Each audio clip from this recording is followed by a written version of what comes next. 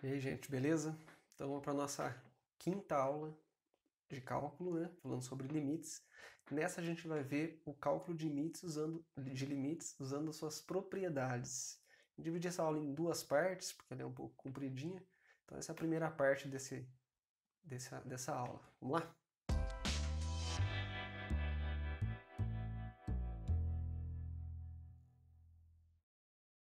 Então, vamos lá, gente. Para começar essa aula, eu vou primeiro enunciar as 5 primeiras propriedades que a gente tem do limite. São as principais, né? Depois a gente vai ver mais. A primeira propriedade é que o limite de uma soma de duas funções é a soma dos limites. Então, se você saber o limite da f, souber o limite da g, se você quer o limite da soma, basta somar esses dois valores que você já sabia. Segunda propriedade, o limite da diferença entre duas funções é a diferença dos limites. Então, se você sabe de uma e sabe da outra, basta subtrair.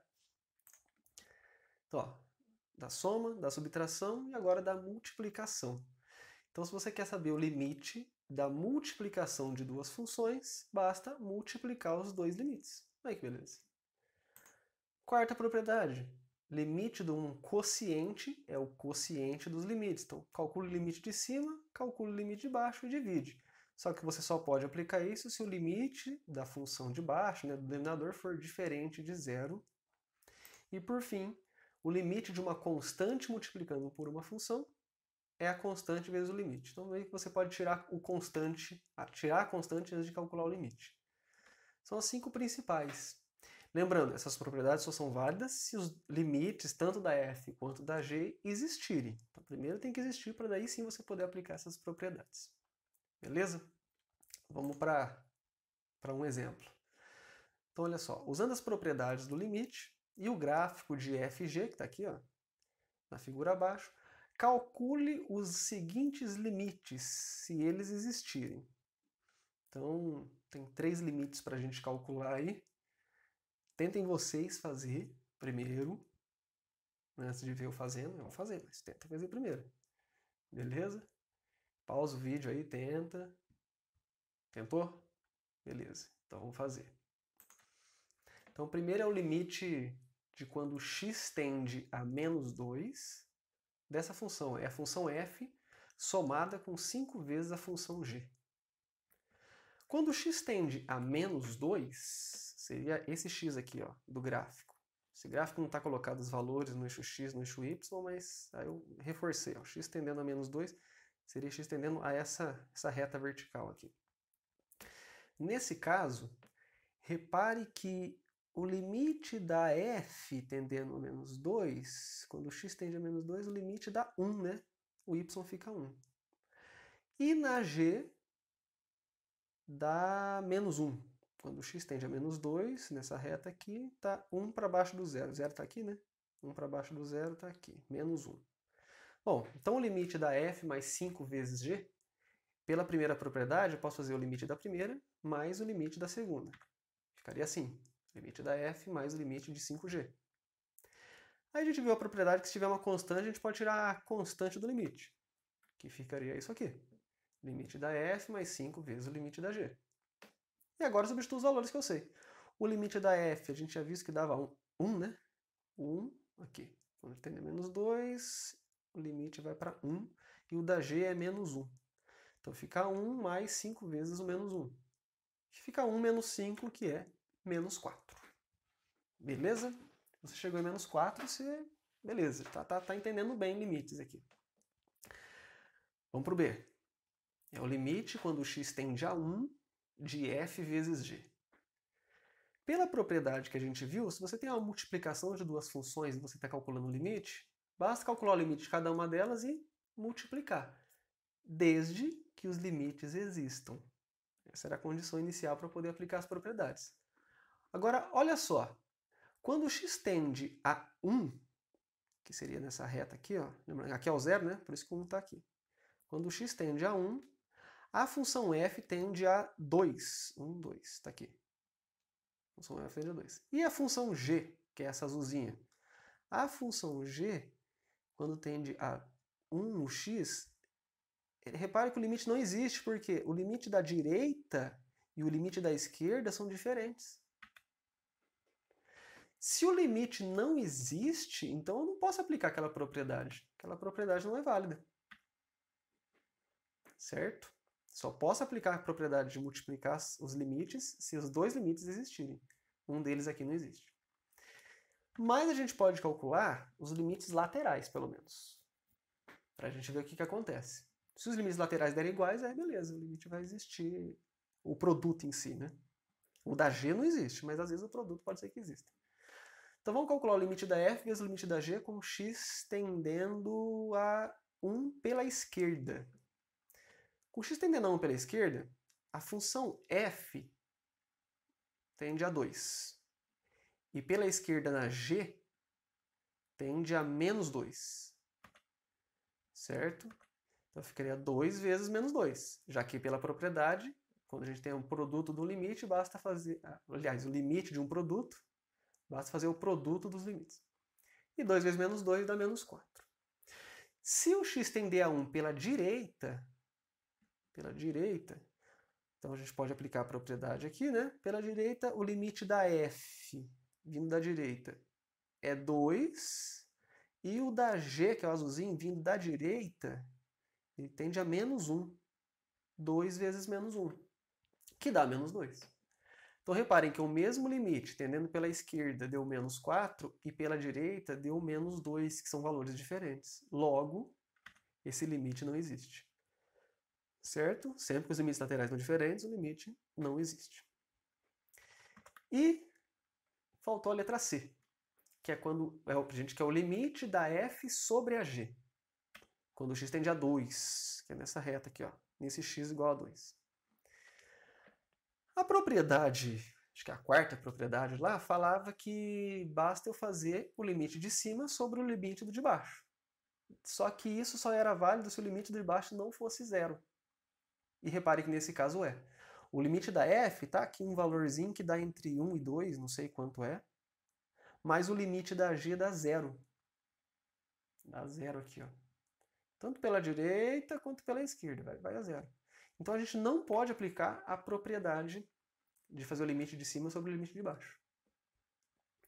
Mas, sempre que a gente tem um negócio, uma função em cima que não é 0, e embaixo uma função que tende a 0, esse limite ou vai dar infinito ou vai dar menos infinito. Mas tanto faz ser infinito ou menos infinito. No final a gente fala que ela não existe. Ela vai dar infinito se for pela direita e vai dar menos infinito se vier pela esquerda. Então são valores não existentes aqui no limite, né? Beleza, gente? Tá. Vamos ver outras propriedades aqui do limite. Ah, só uma coisa também. O limite não existia porque a gente sabia que vai dar infinito ou menos infinito. Isso porque em cima não é 0. Eu sei que não tende a 0. Está tendendo uma coisa entre 1 e 2. 1 e 2. E embaixo dava 0. Então, nesse caso, eu sei que dá infinito ou menos infinito. Mas, se fosse 0 em cima e 0 embaixo, aí pode ser que o limite exista. Pode parecer estranho. Eu sei que às vezes parece. Mas a gente vai ver um exemplo. O último exemplo dessa aula, inclusive, vai ser um caso desse. E a gente vai ver que o limite existe sim. E aí eu vou explicar o porquê. Tem outras propriedades aqui que a gente pode tirar dos limites. Então, vou continuar a numeração. A gente tinha parado na quinta, né? Sexta propriedade. Se a gente pegar o limite de uma função elevada a n, a função está elevado... Por exemplo, 2x² é uma função. 2x² mais 5 é uma função. A gente está pegando esse 2x² mais 5 e elevando à quarta potência. Então você pode tirar o limite da função e elevar à quarta potência, nesse caso, depois. Né? Então o limite de uma função elevada a n é o limite da função e eleva a n depois. Sétima propriedade, é mais tranquilo. Se você estiver calculando o limite de uma constante, dá a própria constante. Se você estiver calculando o limite do x, quando o x tende a A, bom, se o x está tendendo a A, então o x vai tender a A. A propriedade que é só substituir o x pelo valor aqui, né? Limite de quando o x tende a A de x elevado a n, só trocar o x por A, ó, dá o A elevado a n. Então você troca, está tendendo a 5, troca o x por 5, 5 elevado a n. Mesma coisa com a raiz. Raiz enésima de x, quando x tende a dá raiz enésima de a. Lógico que se o índice aqui for par, ó, raiz quadrada, raiz quarta, aí você tem que supor que o a é positivo, porque raiz de índice par de um número negativo não existe nos números reais, né? E a 11ª propriedade, se você está tirando a raiz enésima de uma função e quer o limite, você pode tirar o limite da função e tirar a raiz depois. Então, primeiro calcula a função e tira a raiz no final. Simplifica um pouco, facilita. E de novo, você tem que supor que se o índice for par, esse limite também teria que dar positivo, né? Positivo ou igual a zero, nos dois casos aqui, né? Então vamos fazer esses dois exemplos, calcular esses dois limites. Tentem vocês fazer primeiro. Tenta fazer, pausa o vídeo. Tentou? Então vamos lá. Letra A. Limite quando x tende a 5 dessa função aqui. Pela propriedade que a gente viu, a gente pode pegar o limite do 2x² menos o limite do 3x mais o limite do 4. É uma soma de funçõezinhas, né? Então, já que é uma soma de funçõezinhas, a gente vai fazendo parte a parte. Aí a gente viu uma outra propriedade que se tem uma constante multiplicando a função, eu posso tirar ela do limite. Então aqui ficaria 2 limite de x² menos 3 limite de x mais o limite de 4. Só tirei a constante do limite. E pelas propriedades que a gente acabou de ver, ó, aqui é um x elevado ao quadrado. Basta trocar o x pelo 5. Então fica 5² 25. Aqui troca o x pelo 5 e aqui o limite de uma constante é a própria constante, a gente acabou de ver. Então, ó, troquei o x por 5, troquei o x por 5 e 4. Aqui ficaria 2 vezes 5², que é 2 vezes 25, que é 50. Aqui dá menos 15. 50 menos 15 é 35, né? Mais 4, 39. Esse é esse primeiro limite do item A. No item B, se o quociente não tiver um limite tendendo a zero, a gente pode fazer o limite do de cima e dividir pelo limite do de baixo. Então faz o de cima, faz o de baixo separado, depois divide no final. Se o x tender a menos 2, se você só trocar aqui, ó, só para a gente ver, menos 3 vezes menos 2 dá mais 6. E 5 mais 6 dá 11. Não é zero. Então dá a impressão que a gente vai conseguir aplicar a propriedade. Vamos lá. Daqui a pouco a gente vai ver que a gente realmente vai conseguir, mas por enquanto tem que fingir que não sei, né? A gente não pode simplesmente fazer a substituição direta. Inclusive a próxima propriedade, a gente vai ver que quando tiver raiz, tiver uma função racional, a gente pode simplesmente trocar o x direto nos valores de x aqui, desde que embaixo não seja zero. Mas por enquanto vamos justificar cada passagem pelas propriedades que a gente viu até agora. Então olha só, o limite de cima sobre o limite de baixo. Em cima, é uma soma de funçõezinhas. Então eu posso fazer o da primeira mais o da segunda menos a terceira. E embaixo, o da primeira menos o da segunda. E nesse caso eu já tirei, aqui ficaria 2x², né? Eu já tirei a constante do limite também. Então é um pouco mais rápido. O limite de x ao cubo, a gente viu que pode só substituir o x pelo menos 2, ficaria menos 2 ao cubo. Aqui fica 2 vezes, pode só trocar o x pelo menos 2 ao quadrado. E aqui fica o limite de uma constante, que é a própria constante. E embaixo é só trocar o x por menos 2 também. Então, basicamente é só substituir todos os x pelos valores onde ele está tendendo. Menos 2 ao cubo é menos 8. Aqui fica menos 2 ao quadrado, que é 4. Então fica 2 vezes 4 dá mais 8 e menos 1. E embaixo é 5 mais 6. Menos 8 com 8 vai cancelar, né? Então fica menos 1 sobre 11. Esse é o limite que a gente queria calcular aqui na letra B. Beleza? E agora a propriedade que eu falei para vocês que a gente ia enunciar, que é a propriedade de substituição direta. Sempre que você estiver calculando o limite de uma função e essa função for ou polinomial ou racional, a função racional é quando tem um polinômio sobre outro polinômio. Você pode simplesmente substituir o x pelo valor que o x está tendendo. Então, o limite da função f de x, quando x tende a A, é o próprio f de A, desde que o A esteja no domínio, né? Isso significa que se eu trocar o A e der uma sobre zero, der uma raiz de número negativo, aí você não poderia aplicar essa propriedade.